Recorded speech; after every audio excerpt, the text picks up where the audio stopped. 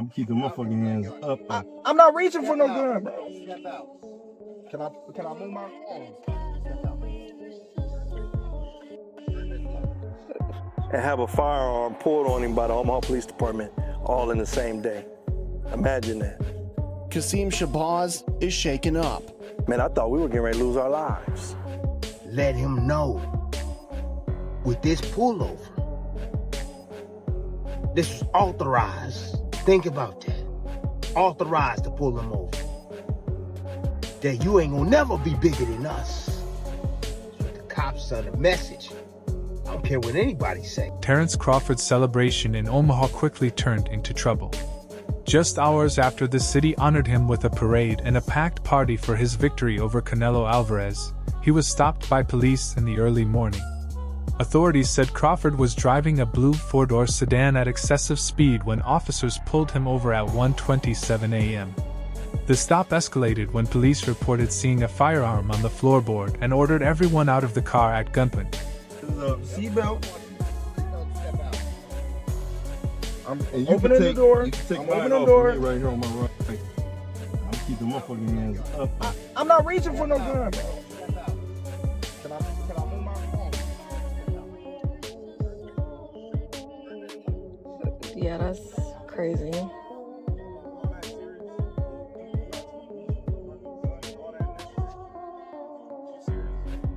Bradley reflected on the events surrounding Terence Crawford's traffic stop, offering a perspective that many found both sharp and thought-provoking. According to Bradley, the actions taken that night were less about a routine offense and more about sending a strong message to the champion. He suggested that Crawford's fame had grown to such heights that certain authorities felt the need to remind him that even the most successful figures are not exempt from the rules. Bradley compared it to the unfortunate pattern often seen when joyful occasions turn suddenly into moments of unease.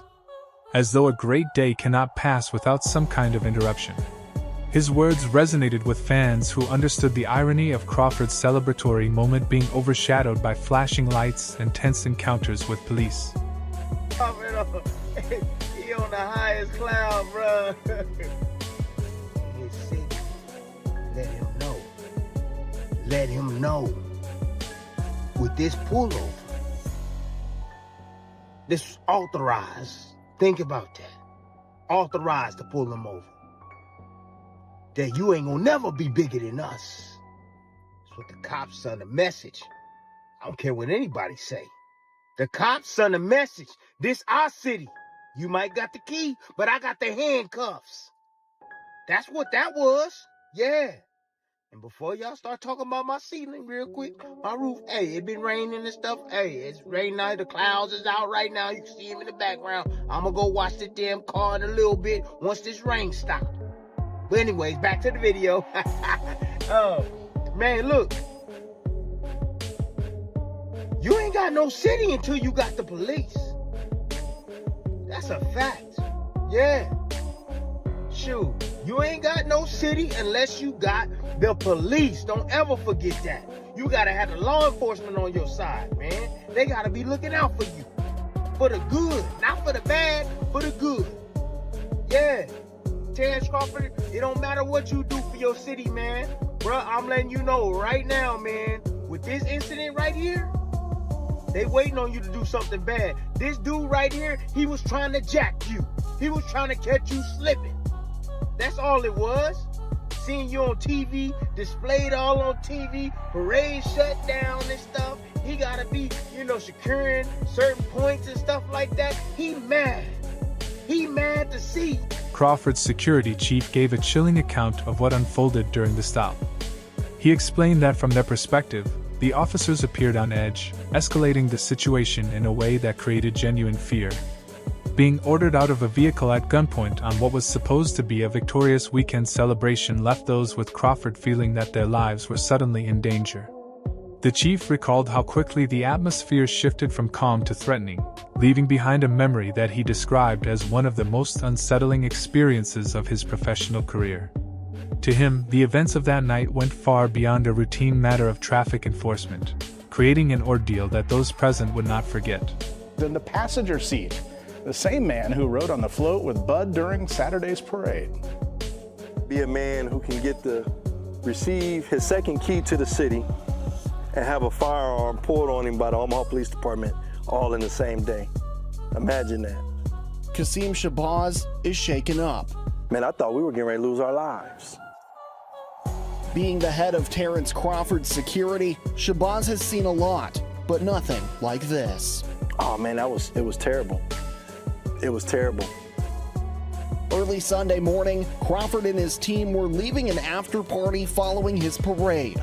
According to police, they pulled their vehicle over near 12th and Cass Streets for reckless driving. That's where things took a dark turn. And as soon as he said he had a firearm, the police officer that was on his side became unhinged. Police immediately drew their weapons, pointing a gun at Shabazz and the pound-for-pound champ. I literally had my hands on top of the ceiling and inside of the vehicle. According to police, an officer had identified a firearm on the... According to reports, officers initially stopped Terence Crawford's vehicle on suspicion of reckless driving. During the stop, they claimed to see 2 firearms on the floorboard of the car, which heightened the tension and resulted in the passengers being ordered out at gunpoint. However, further checks confirmed that the firearms were legally registered and properly certified to their owners. With no further offense found, the police issued Crawford only a citation for reckless driving and released him shortly afterward.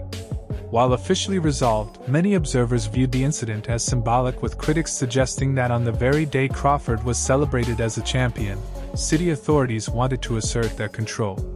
To some, it was less about road safety and more about maintaining the balance of authority in Omaha.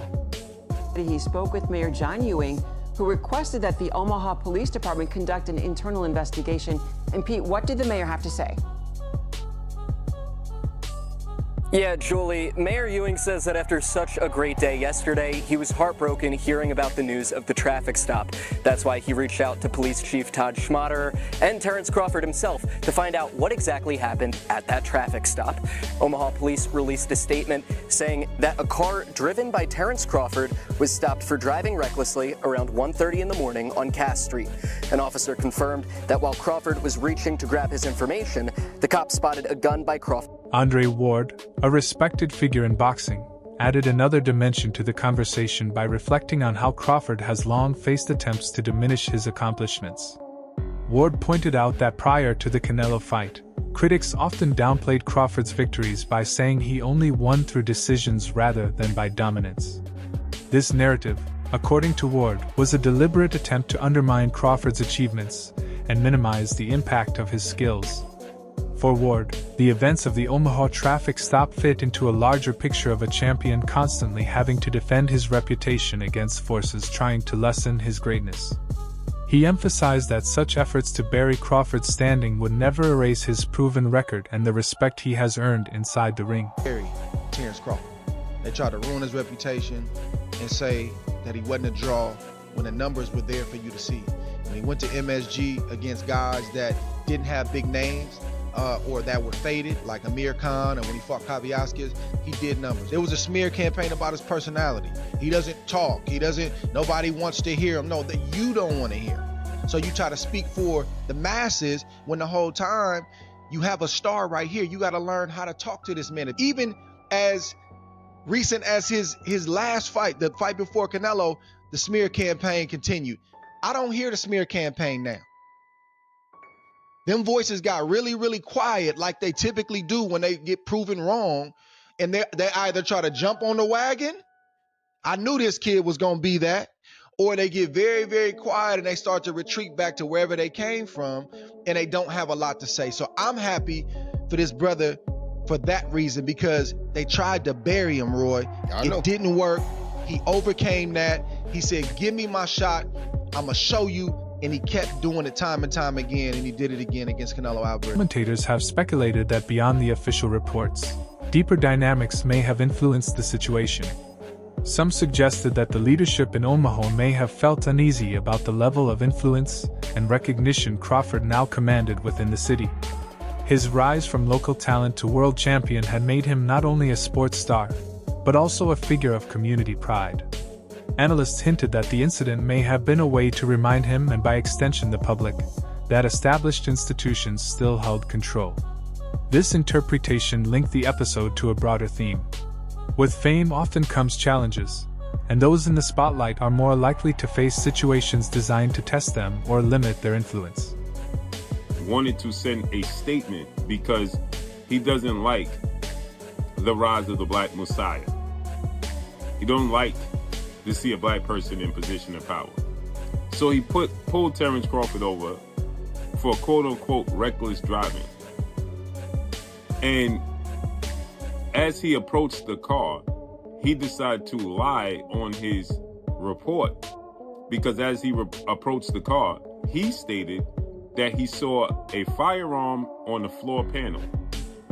Come to find out, Terence Crawford informed him as he approached the driver's side door where Terence Crawford was driving, and in the passenger side was Terence Crawford's head security guard. In the back was Coach Malachi, and a young lady was on the side of Coach Malachi in the back seat. And Terence Crawford has legal firearms, and of course his security has legal firearms. They informed the officer that they have legal firearms in the vehicle. He then brandished his firearm, pointed at Terence Crawford's face, and then got very aggressive as Terence Crawford got, and his security and everybody in the vehicle, Coach Malachi, got nervous because he started to show the actions and body language of somebody that wanted to do something completely left. And now in the police report that has been obtained by the community and released and leaked, he never puts about the reckless driving. He never puts speeding. Amir Khan, the former world champion, offered words of support for Terence Crawford, emphasizing that no matter what controversies arise, Crawford's accomplishments remain undeniable. Khan praised Crawford's skill and determination, recalling that he had always believed Terence would prove himself as one of the best in the sport. To Khan, the recent events in Omaha could not tarnish the truth that Crawford is a reigning champion whose legacy is already secure. He argued that attempts to put pressure on Crawford or to paint his achievements as less significant would not change the reality of his greatness.